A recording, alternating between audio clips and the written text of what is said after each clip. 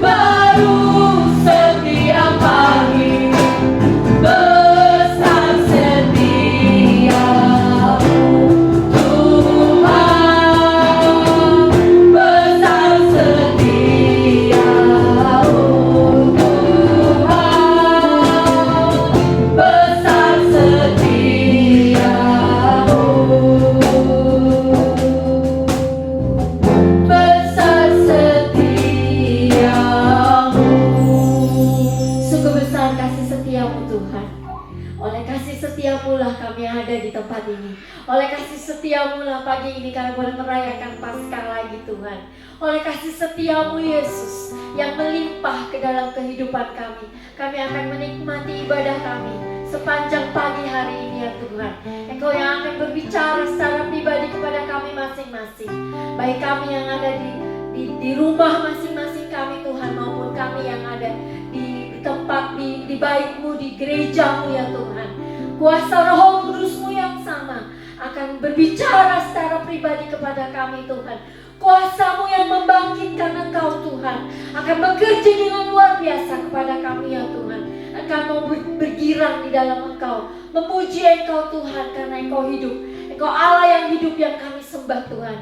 Di dalam nama Tuhan Yesus Kristus kami berdoa dan membuka kebaktian kami. Terima kasih Bapa.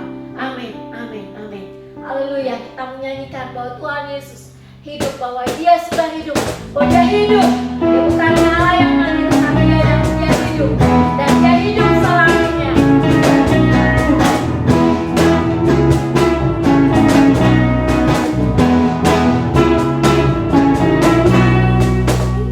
Hallelujah.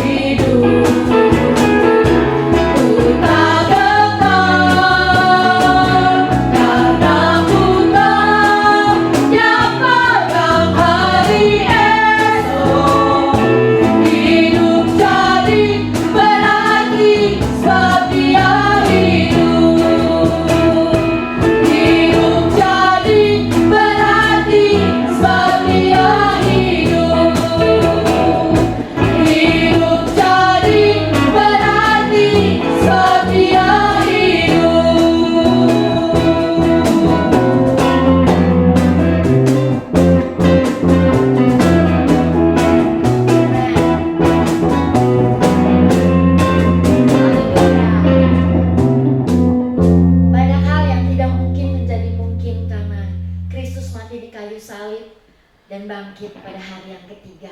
Sebab itu saudara, kita mau membawa iman kita kepada Tuhan, masuk ke dalam hadirat-Nya, menerima semua berkat-berkat yang sudah Tuhan siapkan buat kita pada pagi hari ini. Bertemu muka dengan muka, berhadapan dengan Tuhan. Dan saat itu kita merasakan hadirat-Nya memenuhi kita, hadirat-Nya memenuhi tempat di mana saudara ada, baik di rumah maupun di dalam rumah Tuhan. Amin, haleluya.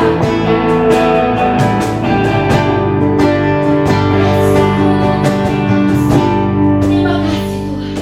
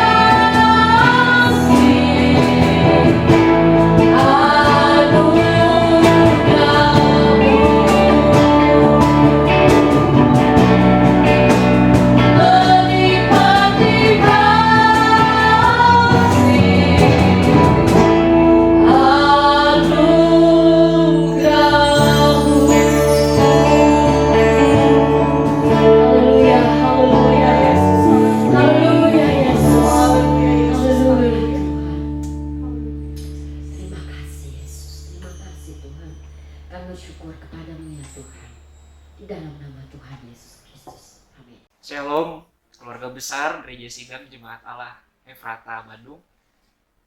Senang sekali bisa berjumpa dengan Bapak Ibu dan saudara-saudari keluarga besar GSD Efrata dalam momen yang sangat istimewa di mana hari ini kita memperingati dan merayakan sekaligus kebangkitan daripada Tuhan kita Yesus Kristus. Dan tentu saja momen ini adalah momen yang sangat tidak hanya bersejarah, tetapi sangat powerful dalam kehidupan kita semua. Dan satu kehormatan buat saya bisa diberikan kesempatan melalui gembala sidang saudara di tempat ini untuk membagikan sebagian kebenaran daripada firman Tuhan. Saya berdoa apa yang akan saya bagikan dapat membangun iman saudara, dapat menguatkan lutut saudara yang lemah, dapat membangkitkan hati yang patah. Sebelum kita belajar dan masuk daripada firman Tuhan, mari kita sama-sama terlebih dahulu memulai dalam doa. Mari kita berdoa bersama-sama. Sekali lagi kami datang dan mengucap syukur di hadapan-Mu ya Tuhan. Betapa baiknya Tuhan dalam hidup kami. Di tengah-tengah kondisi, masalah, dan kesulitan yang kami alami pun, Tuhan senantiasa baik buat kami.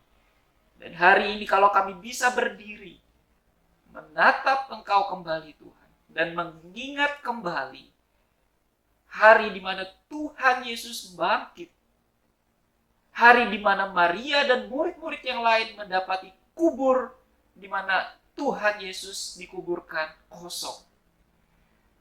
Dan hari yang menjadi momen yang sangat amat bahkan yang terpenting dalam hidup kami ini Tuhan. Kalau sebentar kami akan membicarakan firman-Mu bersama-sama, belajar bersama-sama dari kebenaran, kami serahkan semua ini dalam tuntunan dan kuasa Roh-Mu yang kudus, yang mengajar kami, berkata-kata kepada kami, yang membangunkan dan bahkan mengubah setiap hati kami semua. Di dalam nama Yesus Kristus dan Roh-Mu yang kudus kami berserah ya Bapa. Haleluya. Amin. Banyak dari kita pada saat ini sedang menanti.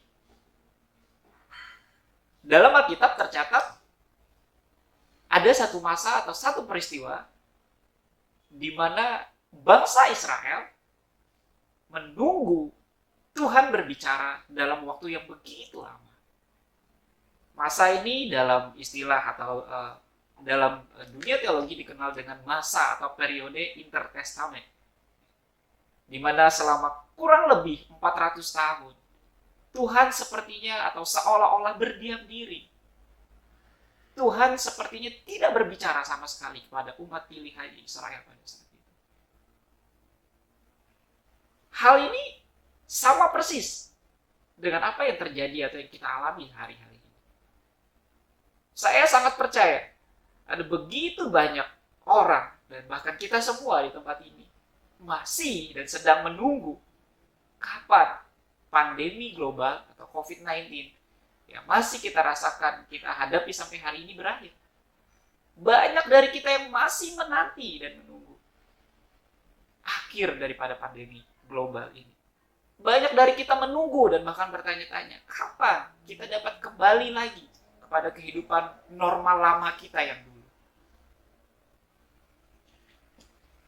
Bahkan di awal pandemi ini muncul, kita mengenal istilah karantina atau kuarantin. Kita dikarantina atau kita harus terpaksa berdiam diri di rumah, mengerjakan segala sesuatu dari rumah saja. Nah, saudaraku, pertanyaannya, betulkah Tuhan berdiam diri dalam keadaan kita hari ini? Saudara, jika kita melihat sejarah dalam kurun lebih kurang 400 tahun di mana Tuhan sepertinya berdiam diri,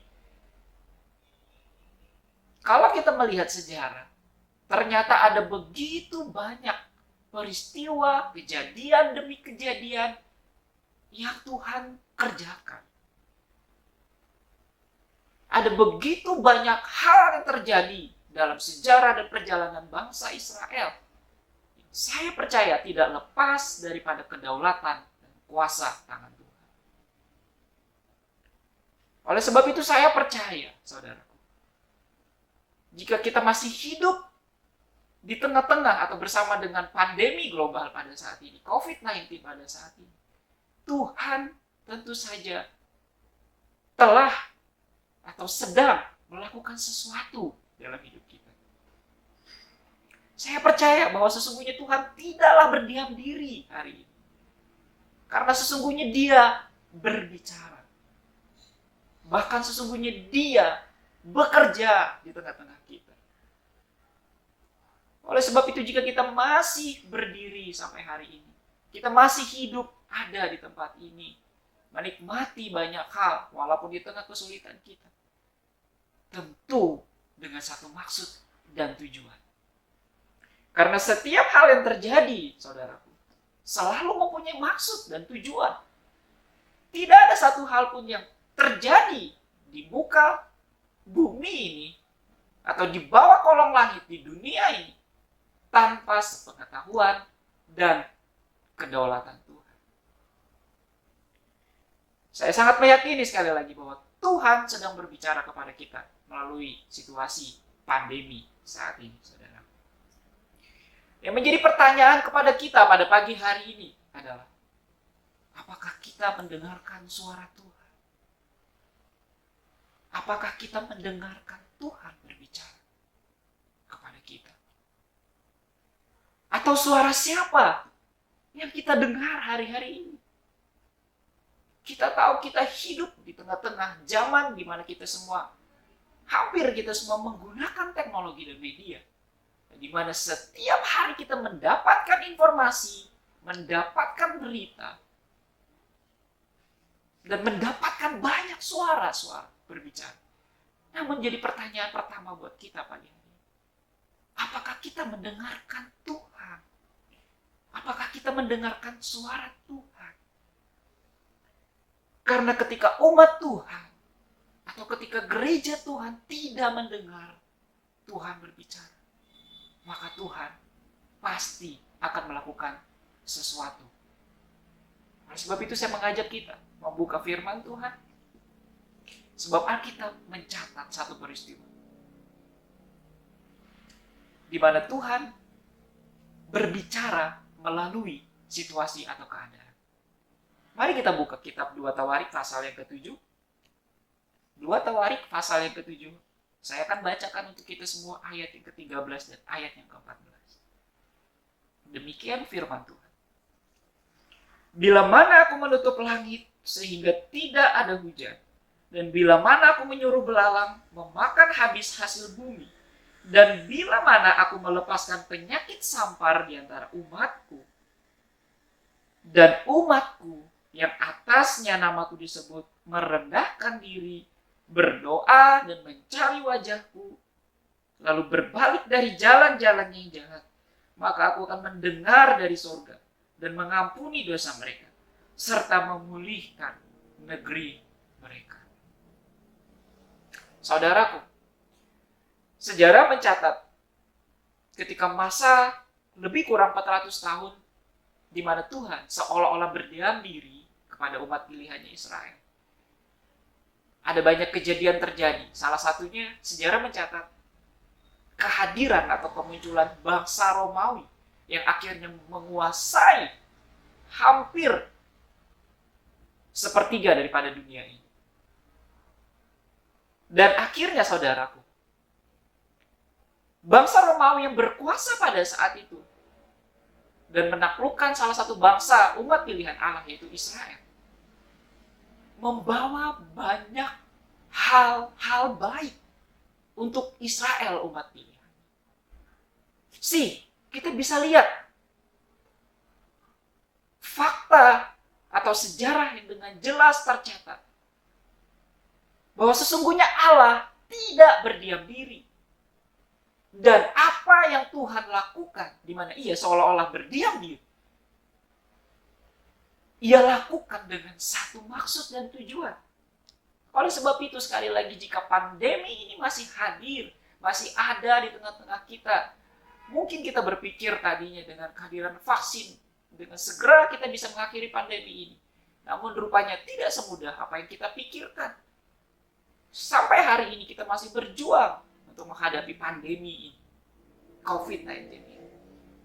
Dan jika Tuhan masih izinkan itu terjadi, yang kita tidak tahu kapan ini akan berakhir, artinya Tuhan punya maksud dan tujuan. Dalam 2 Tawarik yang kita baca, Tuhan katakan, jika atau bila mana aku menutup langit sehingga tidak ada hujan, dan bila mana aku menyuruh belalang memakan habis tanahmu atau bumi, dan bila mana aku melepaskan penyakit di tengah-tengahmu atau di antara umatku. Dikatakan ayat selanjutnya, di bagian ayat 14, bagian yang C. Maka, saudaraku, kita bisa lihat atau temukan di sini. Ada jika dan ada maka. Ada sebab akibat yang tertulis dengan jelas dalam firman Tuhan hari ini. Demikian halnya dengan kondisi kita yang Bapak, Ibu, saudara-saudari dan saya alami pada hari ini.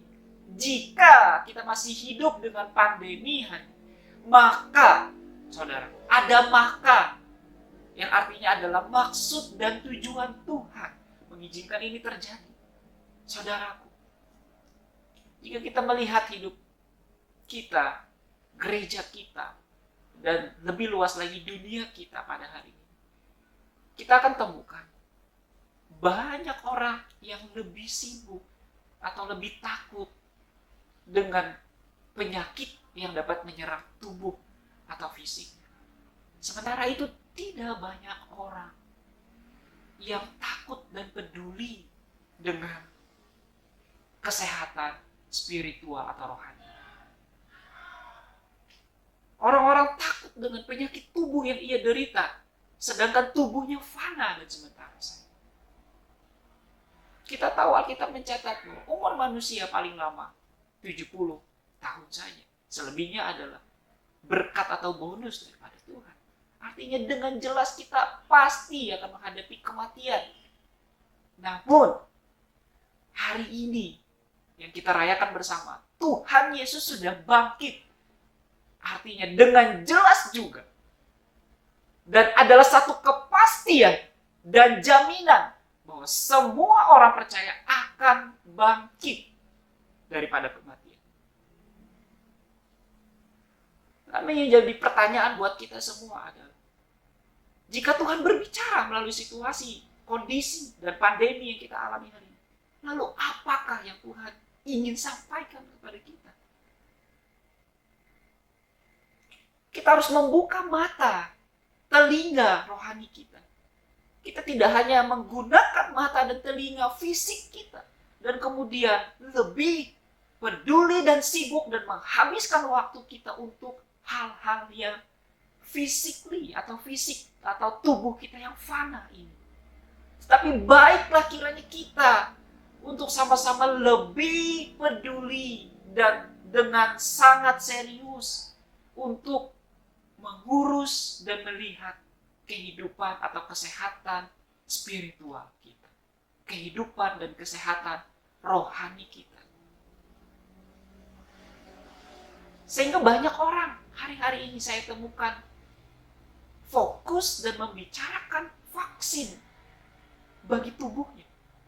Sementara di saat yang sama, jiwanya yang kekal sedang dalam keadaan sekarat. Yang sesungguhnya membutuhkan vaksin adalah jiwa spiritual kita. Jiwa rohani kita yang kekal. Kita tahu bahwa hidup kita terdiri dari tubuh, jiwa, dan roh. Jiwa dan roh kita adalah kekal. Namun sayangnya, ketika umat Tuhan lebih banyak menghabiskan waktu hanya untuk perkara-perkara jasmania atau tubuhnya saja. Oleh sebab itu sekarang saatnya Bapak, Ibu, dan saudara-saudara, inilah yang dibutuhkan oleh gereja dan umatnya. Sesungguhnya gereja kita membutuhkan vaksin. Sesungguhnya kota kita membutuhkan vaksin. Dan sesungguhnya bangsa kita dan dunia ini sedang membutuhkan vaksin bagi penyakit rohani kita selama ini. Karena kita hidup dalam broken world. Dunia yang sudah begitu amat rusak, saudaraku. Belakangan saya menonton televisi. Berita-berita yang, wow, saudaraku. Bahkan untuk dikatakan saja, sudah sangat tidak akan nyaman didengar oleh kuping kita. Ada orang tua dan anak yang saling bermasalah, kemudian sampai akhirnya seorang anak menghabisi nyawa orang tuanya. Demikian sebaliknya ada orang tua yang saya dapati, yang saya lihat di televisi yang menghabisi nyawa anaknya sendiri. Kita sama-sama tahu, setiap hari kita dihujani atau dibombardir dengan pemberitaan media begitu amat rusak. Dunia kita sudah amat rusak. Sebab itu saya percaya, saudara, ketika Tuhan izinkan pandemi ini terjadi, sekali lagi dengan maksud dan tujuannya. Karena ketika umatnya dan bahkan dunia tidak mendengarkan Tuhan berbicara, maka Tuhan melakukan pekerjaan atau sesuatu yang lain untuk menjangkau dan menyelamatkan dunia ini. Kita hidup di zaman di mana kita dibombardir dengan tawaran-tawaran yang semakin menarik kita untuk menyembah banyak hal atau membuat kita akhirnya bisa meninggalkan Tuhan. Kita tahu anak-anak muda diserang oleh media teknologi yang muncul hari-hari ini dan membuat banyak anak muda yang saya temukan akhirnya menjadikan media dan teknologi itu sama seperti Tuhan dalam hidup mereka. Karena segala sesuatu yang kita sembah, begitu kita rindukan, kita cari setiap hari,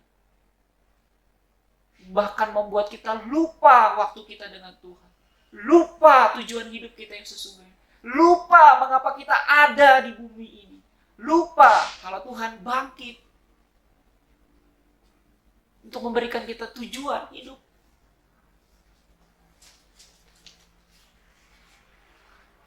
Dan bahkan seringkali, sorry to say, atau maaf, tapi ini harus disampaikan, pelayanan dan mimbar dalam gereja pun seringkali disalahgunakan dan menjadi sarana pencitraan atau untuk menunjukkan diri kepada sesamanya tanpa disadari, membuat hal tersebut menggantikan posisi Tuhan dalam hidup kita.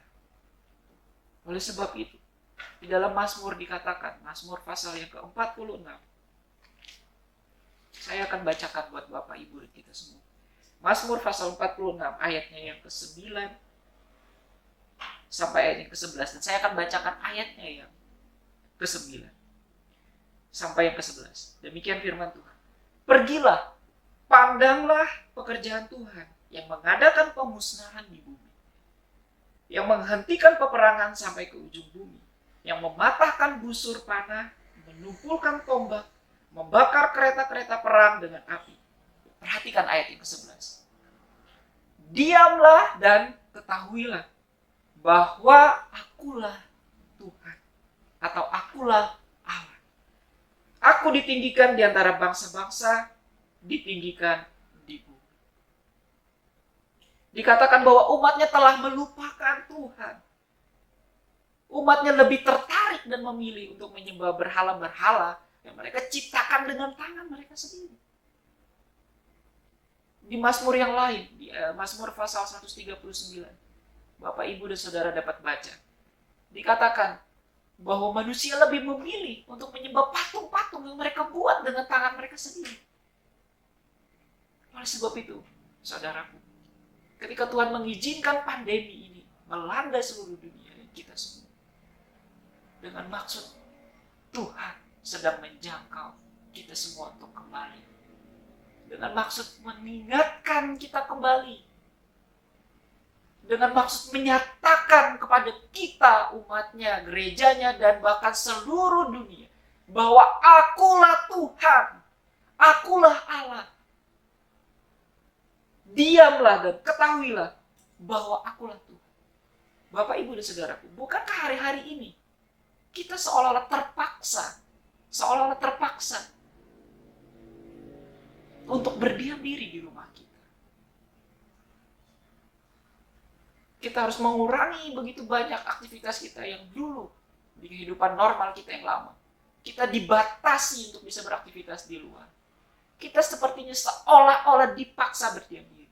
Karena sekali lagi Tuhan mengerjakan sesuatu melalui situasi kita hari ini, atau pandemi yang kita alami saat ini.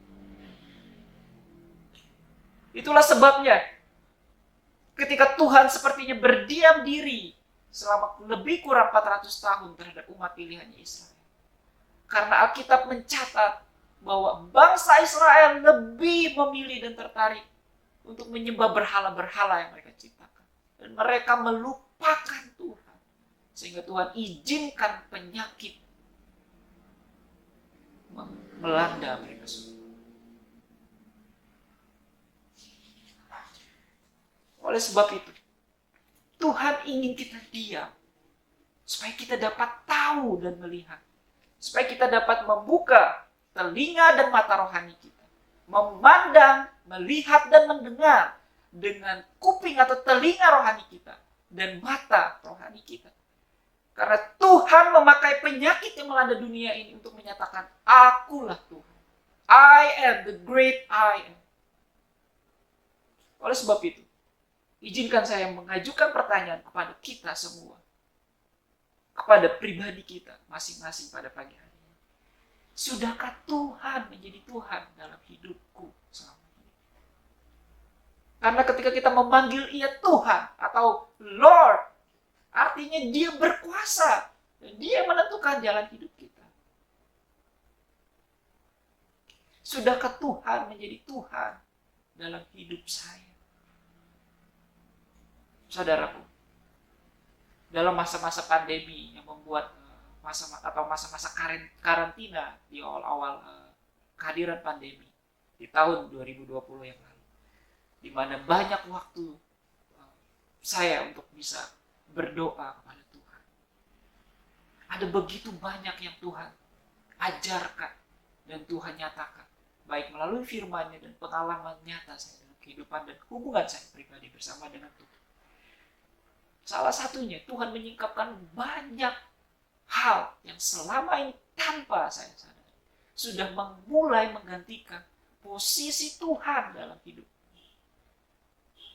Dengan kata lain, ada banyak berhala yang sebetulnya seringkali tanpa kita sadari muncul dalam hidup kita dan menggantikan posisinya Tuhan. Sehingga pertanyaannya, sudahkah Tuhan menjadi Tuhan dalam hidup saya? Atau mungkin, beranikah saudara bertanya, atau ada berhala apa yang Tuhan ingin singkapkan dalam hidup saya yang sudah menggantikan posisinya?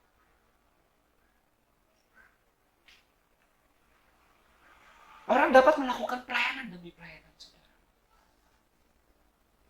Khusus buat hamba-hamba Tuhan. Karena saya dididik di tempat ini menjadi seorang hamba Tuhan.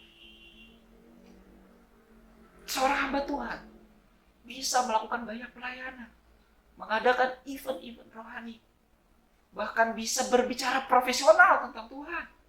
Kita diajar berbicara tentang Tuhan. Tetapi saudara, sungguhkah ia mencintai Tuhan, mengasihi Tuhan?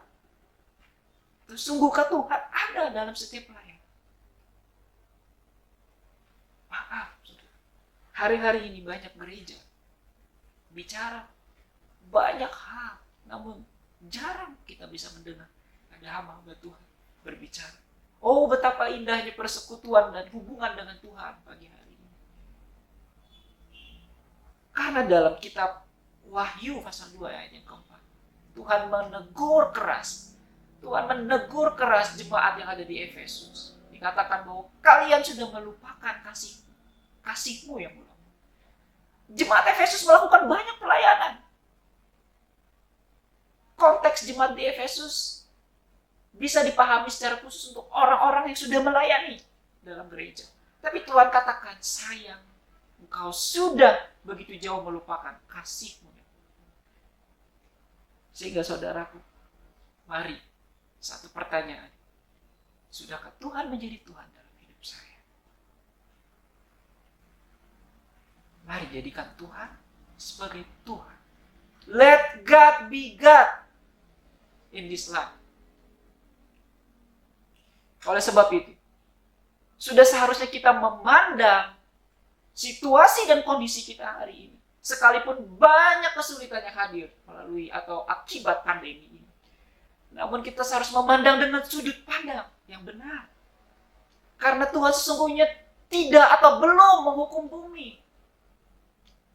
Tuhan belum atau tidak menghukum bumi. Tetapi Dia sedang bekerja menyatakan diri. Dan kemudian yang kedua, Ia bekerja memperlihatkan kemurahan.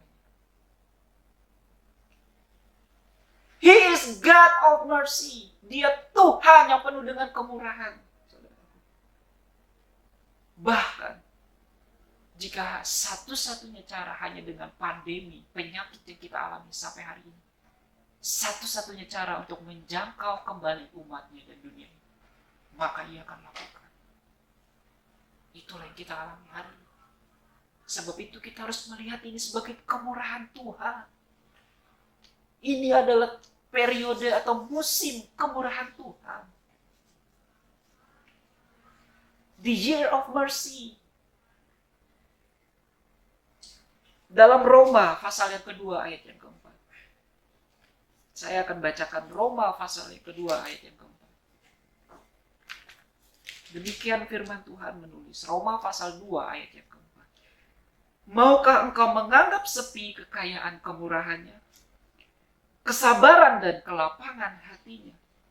Tidakkah engkau tahu bahwa maksud kemurahan Allah ialah menuntun engkau kepada pertobatan? Saudaraku, betapa Ia sangat mengasihi saya dan saudaraku. Dengan pandemi ini, Ia menyatakan kemurahannya. Ia sedang menjangkau kita, menjangkau dunia kembali. Untuk melihat siapa Tuhan yang sesungguhnya. Siapa yang berkuasa untuk membangkitkan, memberi kehidupan kekal yang sesungguhnya. Dan siapa yang layak disembah. Tuhan menjangkau kita dengan kebaikan dan kedaulatan. Sehingga ini adalah semata-mata kemurahan Tuhan. Karena Ia Tuhan yang penuh dengan kemurahan. Saudaraku, kembali kepada bacaan atau ayat pertama kita dalam 2 Tawarik pasal yang ke-7. Seharusnya ini menjadi respon kita. Karena sekali lagi, jika atau bila mana Tuhan membiarkan semua ini terjadi. Ayat 14 berkata, dan umatku yang atasnya namaku disebut merendahkan diri, berdoa, mencari wajahku, lalu berbalik dari jalan-jalan yang jahat. Maka aku akan mendengar dari surga. Maka aku akan mendengar dari surga. Inilah tujuan kita.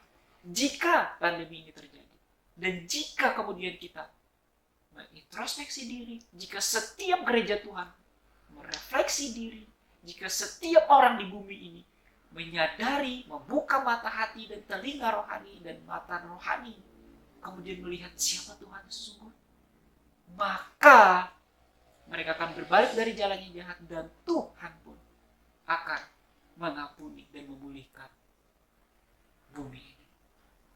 Sehingga satu-satunya yang perlu kita lakukan, tercatat dengan jelas di ayat yang ke-14, kita harus merendahkan diri, kita harus berdoa dan mencari wajah Tuhan. Karena Tuhan memanggil kita. Tuhan memanggil umatnya. Tuhan sedang memanggil gerejanya yang tertidur. Sorry to say, saudara. Maaf. Kita tidak menghakimi, tetapi jika kita lihat ada banyak gereja yang sesungguhnya sedang tertidur. yang butuh kemurahan Tuhan. Dan inilah waktunya, harinya kemurahan Tuhan. Di hari kebangkitannya, atau di momen di mana kita merayakan kebangkitannya, Ia sedang memperlihatkan kemurahannya. God is showing His mercy. Sebab itu satu-satunya hal atau respon yang kita harus lakukan, merendahkan diri, humble yourself, pray, berdoa, dan mencari wajah, dan berbalik dari jalan-jalan kita. Sehingga ini saatnya kita bangkit. Ini saatnya kita bangun daripada tidur panjang yang sudah membuat kita, atau mungkin mengalihkan perhatian kita daripada fokus kita yang sesungguhnya Tuhan, yang sudah membuat kita seringkali lebih banyak menghabiskan waktu dan lupa siapa Tuhan yang seharusnya kita cari dan kita sembah dengan kehadiran hal-hal yang kita kerjakan di dunia, di mana kita terpaksa berdiam diri, karena hanya dengan berdiam seseorang bisa melihat, karena hanya dengan musim kita tidak melakukan apa-apa, kita akan menemukan. Karena ketika kita sibuk melakukan banyak hal, kita cenderung lupa.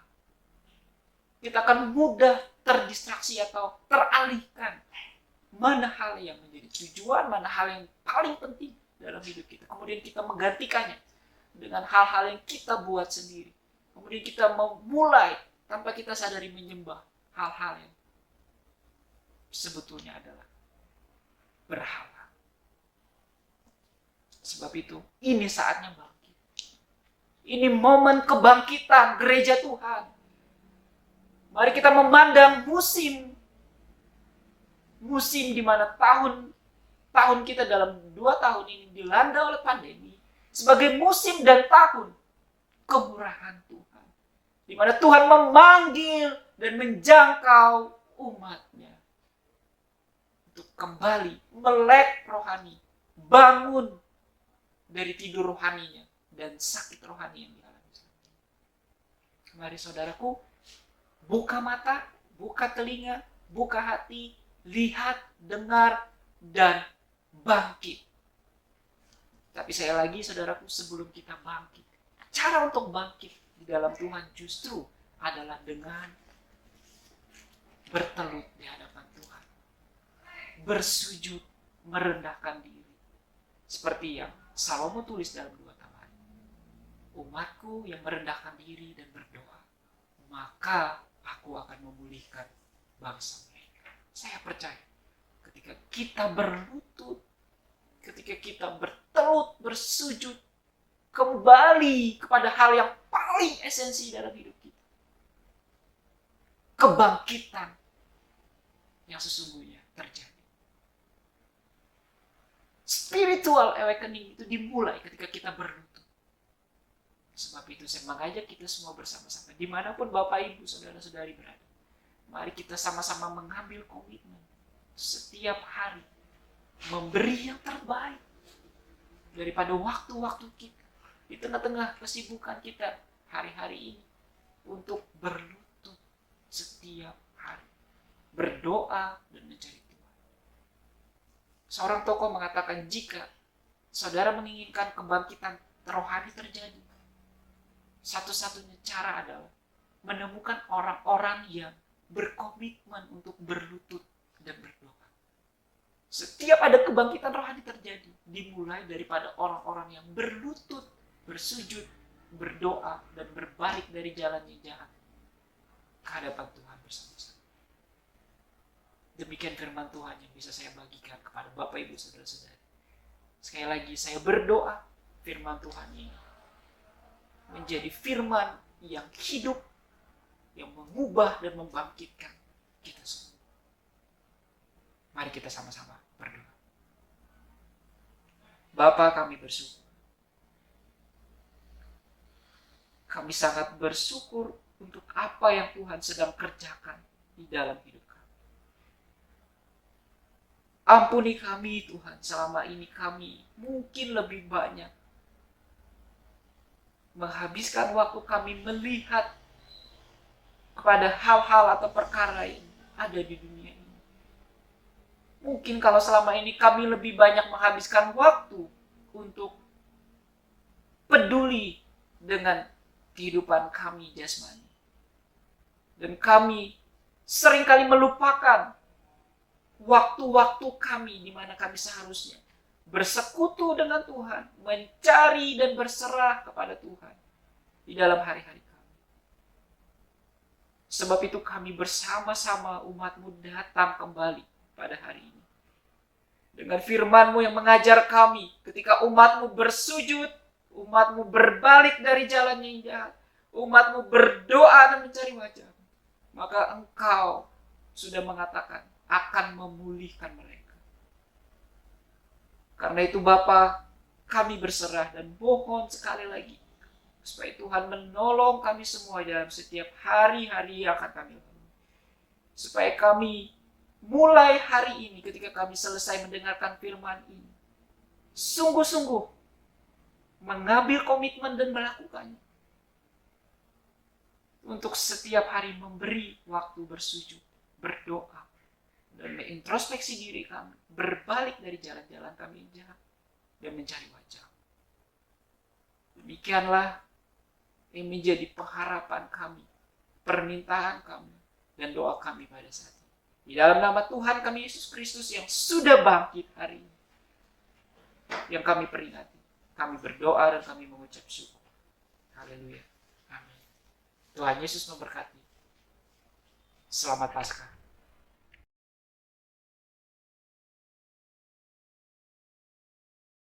Saudara sudah mendengarkan kebenaran firman Tuhan dari Saudara Anton. Saya tahu saudara diberkati oleh Tuhan hari ini. Dan tiba saatnya karena ini adalah minggu pertama. Dan di minggu pertama ini adalah minggu Paskah. Saudara sudah dengarkan firman Tuhan di Jumat Agung, dan hari ini saudara sudah diperlengkapi oleh hamba Tuhan di Paskah ini. Oleh sebab itu, persiapkan hatimu, kita mari masuk dalam perjamuan kudus. Layani saudara, keluarga-keluarga saudara hari ini. Saya undang saudara untuk berdiri bersama-sama. Mari kita menikmati, melakukan perjamuan ini dengan kasih, dengan penghormatan yang sangat tinggi, yang mulia kepada Tuhan kita yang telah berkorban buat kita. Kita harus datang dengan sungguh-sungguh, minta pengampunannya, minta anugerahnya buat kita. Biarkan dia menguduskan saudara dan menyucikan saudara, sehingga saudara layak menerima perjamuan dan berkat, kuasa dan kemuliaannya untuk saudara. Mari saudara-saudaraku, saya akan berdoa buat saudara. Bapa kami yang ada di dalam surga, hari ini dua unsur dari perjamuan kudus ini ada di tangan kami. Kami sudah mendengarkan firman Tuhan. Hari ini kami masuk di dalam perjamuan kudus di minggu Paskah ini. Hari yang lalu engkau sudah mati, berkorban buat kami. Dan hari ini kau menang, bangkit di antara orang mati. Dan hari ini kami masuk dalam perjamuan kudus. Sekali lagi, kuduskan kami, sucikan kami, basuh kami dengan darah-Mu, sehingga kami layak menerima berkat dari perjamuan ini. Kami layak menerima janji dari setiap perjamuan ini. Terpujilah Engkau Bapa di dalam surga. Di dalam nama Tuhan Yesus kami berdoa dan mengucap syukur. Haleluya. Amin. Angkatlah tangan saudara, di mana roti yang melambangkan tubuh Tuhan juga terangkat, dan biarkan tangan Tuhan yang kudus menjama, mengurapi dan memberkatinya. Sebab apa yang telah kuteruskan kepadamu telah aku terima dari Tuhan, yaitu bahwa Tuhan Yesus pada malam waktu ia diserahkan mengambil roti, dan sesudah itu ia mengucap syukur atasnya. Ia memecah-mecahkannya dan berkata, inilah tubuhku yang diserahkan bagi kamu. Perbuatlah ini menjadi peringatan akan aku. Mari kita memakannya di dalam nama Tuhan Yesus Kristus.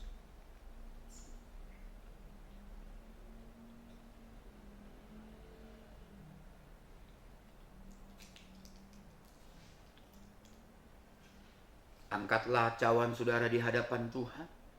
Dan sekali lagi izinkan dia menjamah dan menyatakan berkatnya, mujizatnya.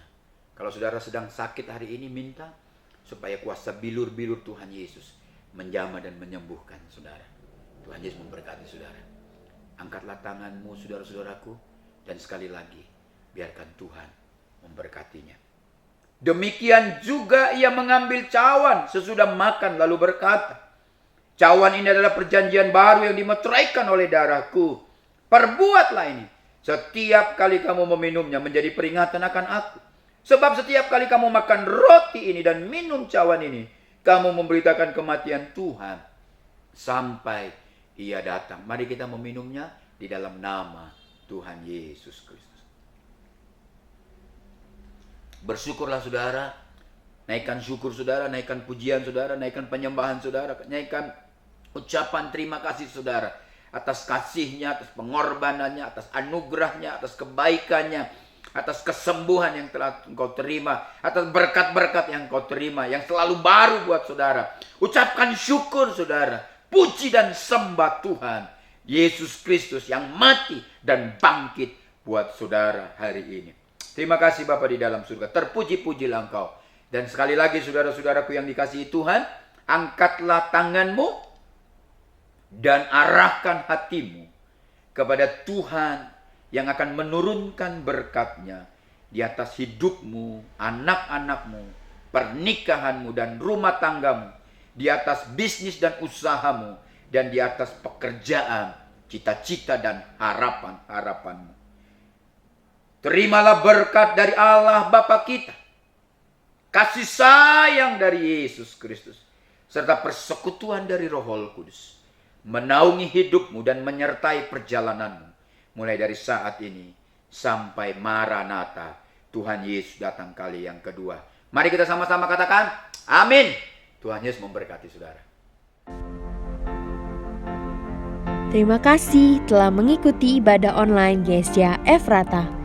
Untuk persembahan umum dan persepuluhan dapat ditransfer melalui rekening BCA dengan nomor rekening 1763013344 atas nama Gereja Sidang Jemaat Allah. Untuk memudahkan pencatatan bendahara gereja, sangat membantu sekali jika setiap persembahan dibedakan dengan cara sebagai berikut. Untuk persembahan umum, berikan angka 1 pada digit terakhir nominal. Contoh 20.001. Untuk persepuluhan, berikan angka 2 pada digit terakhir nominal. Contoh 20.002.